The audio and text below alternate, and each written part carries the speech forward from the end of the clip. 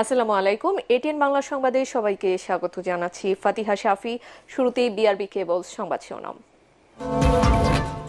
পিলখানায় BDR বিদ্রোহ ছিল না, দেশি বিদেশি ষড়যন্ত্রে সেনা কর্মকর্তাদের হত্যা করা হয় বললেন তদন্ত কমিশন প্রধান। প্রয়োজনে ভারতে গিয়ে শেখ হাসিনাকে জিজ্ঞাসাবাদ। আগামীকাল রাতে এয়ার অ্যাম্বুলেন্সে যুক্তরাজ্য যাবেন খালেদা জিয়া। ভর্তি হবেন লন্ডন ক্লিনিকে। সুস্থ হয়ে দেশে ফিরতে দেশবাসীর কাছে দোয়া প্রার্থনা।